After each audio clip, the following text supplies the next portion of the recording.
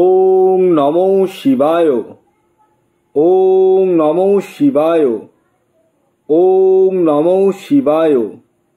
আপনি যদি বৃশ্চিক রাশির জাতক বা জাতিকা হন তাহলে ভিডিওটি কেবলমাত্র আপনারই জন্য, কারণ এই ভিডিওতে আপনারা জানতে চলেছেন আপনাদের সেপ্টেম্বর মাস কেমন যেতে চলেছে।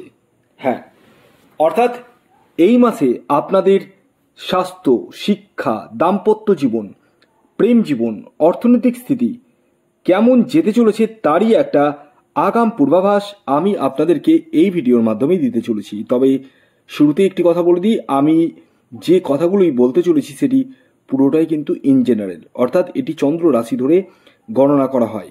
তাই আমি যে কথাগুলো বলবো একদম 100 ভাগের মধ্যে 100 ভাগ মিলবে এটা কখনোই বলবো না। তবে হ্যাঁ, 10 to 20% কথাগুলো মিলতে বাধ্য। তাই ভিডিওটি কমপ্লিটলি দেখুন, ভিডিওর এতটুকু অংশ কিন্তু মিস করবেন না। যারা আমার সাথে পরামর্শ করবো ভাবছেন এবং নিজের লাইফকে চেঞ্জ করবো ভাবছেন তারা ইমিডিয়েটলি যোগাযোগ করতে পারেন এই হোয়াটসঅ্যাপ বুকিং নাম্বারে। নাম্বারটি হচ্ছে 7586072999। আসুন শুরু করা যাক। বৃশ্চিক রাশি সেপ্টেম্বর 2024 কেমন যেতে চলেছে।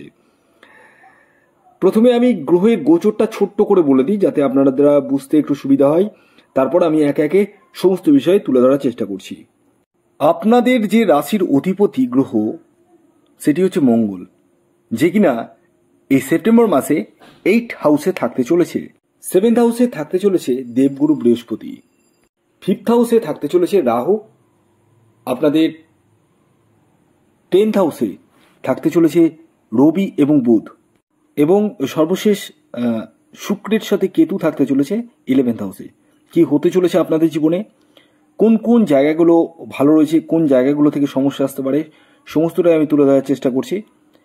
এবং ভিডিওটি কন্টিনিউ দেখুন। আর যে কথাগুলো আমি বলবো আশা করি কিন্তু মাটিতে পড়বে না।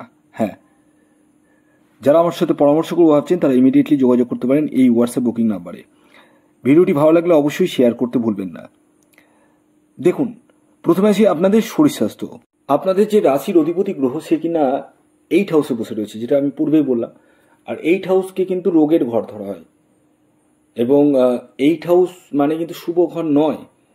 যেহেতু আপনাদের রাশির অধিপতি 8 হাউসে বসে রয়েছে তাই ডাইজেস্টিক সমস্যা কিন্তু আসবে। খাওয়া দাওয়ার বিষয়ে একটু সতর্ক হতে হবে, বেশি তেল মশলা জাতীয় খাবার কিন্তু খাওয়া যাবে না। এবং বাইরে যে কোথাও ঘুরতে গেলেন, ট্যুরে গেলেন, সেখানে আপনি বাইরে একটু ফাস্ট ফুড, জাঙ্ক ফুড এগুলো খেলেন, সেখান থেকে কিন্তু পেটের সমস্যা, লিভারের সমস্যা আসার সম্ভাবনা রয়েছে। একটু কেয়ারফুল থাকবেন। ওভারঅল আপনাদের জায়গাটা কিন্তু একটু সমস্যা থাকলেও আপনাদের গুরুজনদের হেলথের জায়গাটা কিন্তু ভালো যেতে চলেছে, সেই জায়গাটা কিন্তু বলা যায়। এডুকেশন মানে পড়াশোনা কেমন যেতে পারে। দেখুন, পড়াশোনার জায়গায় যদি বলা যায় সেখান থেকে আমি একটা কথা বলবো যে খুব একটা মাত্রায় কিন্তু আমি ভালো দেখতে পাচ্ছি না। বিকজ রাহু 5th হাউসে বসে রয়েছে। 5th হাউস থেকে পড়াশোনার জায়গাটা কিন্তু দেখা হয়। তাই পড়াশোনায় রাহু যেহেতু বসে রয়েছে মানে এডুকেশনের জায়গাতে, তাই আপনাদের মধ্যে একটা কনফিউশন মাইন্ড তৈরি করে ফেলবে। একটু মোবাইল নিয়ে একটু ঘোরাঘুরি, একটু রিল বানানো, একটু ইনস্টাগ্রাম দেখা, একটু ফেসবুক দেখা, একটু ইউটিউবে ভিডিও দেখা, এগুলোতে কিন্তু আপনাদেরকে মশগুল করে ফেলবে। মানে একটা নেশা বা আসক্ত করে ফেলবে এই সমস্ত কিছুতে। এবং যেখান থেকে কিন্তু এডুকেশনের জায়গায় কিন্তু অনেকটাই রেজাল্ট খারাপ হওয়ার সম্ভাবনা কিন্তু আমি দেখতে পাচ্ছি। তবে দেখতে হবে আপনার নিজস্ব বাচ্চাতে বুধ গ্রহ কেমন অবস্থায় রয়েছে। হ্যাঁ, যদি রবি এবং বুধাদিত্য রাজযোগ থাকে তাহলে আমার কথা নাও মিলতে পারে। হ্যাঁ, ওই জন্য আমি বারবার বলি নিজের ব্যক্তিগত জন্মছকটা কিন্তু শেষ কথা বলবে। এটি বলছি এটা গ্রহের গোচর অনুযায়ী, এটা প্রত্যেকেরই জন্য। এটা আপনি যে ভিডিওটি দেখছেন আপনার জন্য শুধুমাত্র নয়, প্রত্যেকেরই জন্য। তাই একটু কেয়ারফুলি আপনারা ভিডিওটি দেখুন এবং বোঝার চেষ্টা করুন। যারা আমার সাথে পরামর্শ করতে ভাবছেন তারা ইমিডিয়েটলি যোগাযোগ করুন এই হোয়াটসঅ্যাপ বুকিং নাম্বারে। দেখুন, একটা কথা বলি, এডুকেশনের জায়গাটা একটু সমস্যা রয়েছে। যেমন বিদেশে যারা পড়ার জন্য প্রচেষ্টা করছেন তাদের ক্ষেত্রেও কিন্তু সফলতার জায়গায় একটু কোশ্চেন মার্ক আমি দেখতে পাচ্ছি। তবে আপনারা প্রচেষ্টাটা কিন্তু চালিয়ে রাখুন। এরপর আসি প্রেম জীবন, লাভ, ভালোবাসা কেমন যেতে চলেছে। যেমনটা আমি বললাম যে এডুকেশন জায়গায় একটু খারাপ যাবে, কারণ রাহু রয়েছে 5th হাউসে। রাহু কি করে অ্যাকচুয়ালি? রাহু আমাদেরকে আসক্ত করে দেয়। আবার হঠাৎ করে ডিটাচমেন্ট করে দেন, মানে যে কোনো জিনিস হঠাৎ, সকালে খুব ভালো, সন্ধ্যার সময় প্রচণ্ড খারাপ, এটা কিন্তু রাহু দেয়। তাই প্রেমের জায়গায় দেখবেন আপনাদের কিছু সময় খুব মাখো প্রেম, খুব মাখো, মানে একদম ওকে ছেড়ে থাকতে পারে না, 10 বার করে ফোন কলস, কি বাবু সোনা কেমন আছো, খেয়েছো না খাওনি, এত প্রশ্ন, এত কথা। কিন্তু হঠাৎ করে দেখবেন আপনাদের মধ্যে একটু মতান্তর হয়ে গেল, ফোন কল বন্ধ একদম, আবার ভালো হলো, আবার খারাপ হলো। এই জায়গাটা কিন্তু একদম কন্টিনিউয়াসলি থাকতেই থাকবে এই গোটা মাসটাতেই। এই মাসে যারা প্রেমকে বিবাহের উদ্যান দেবো ভাবছেন তাদেরকে বলবো একটু থেমে যান। তবে হ্যাঁ, যারা বিবাহের জন্য প্রচেষ্টা করছেন, দীর্ঘদিন ধরে কোনো বিবাহের জন্য প্রচেষ্টা করে যাচ্ছেন, সম্পর্কগুলো কেটে যাচ্ছে, তারা বিবাহের জন্য এগোতে পারেন, কোনো অসুবিধা নেই। তবে একটা কথা বলি, এখানেও একটা কন্ডিশনের কথা বলি। আপনারা অনেকেই ভাবেন যে বিয়ে হয়ে গেলেই বেঁচে যায়, মেয়ের বিয়েটা দিয়ে দিতে পারলে আমি পার হয়ে গেলাম। ভুল ধারণা।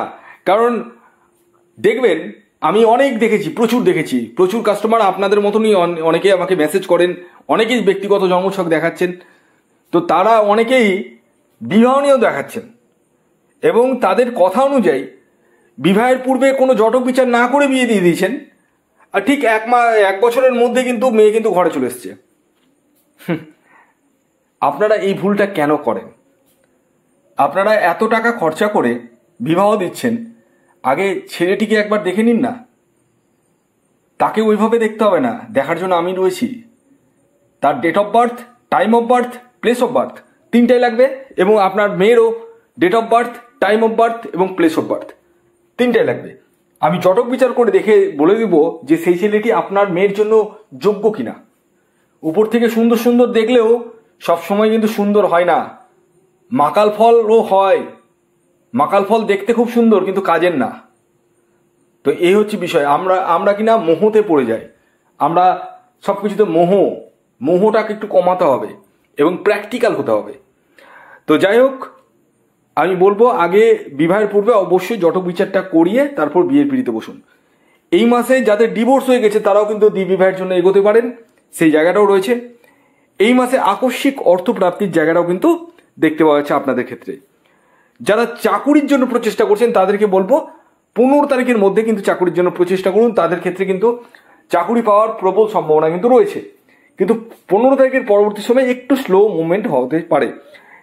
এই মাসে যারা ব্যবসা করছেন তাদের দৈনন্দিন রোজগার কিন্তু বৃদ্ধি পেতে চলেছে, এবং এই মাসে নতুন কন্ট্রাক্ট পেতে চলেছেন আপনারা।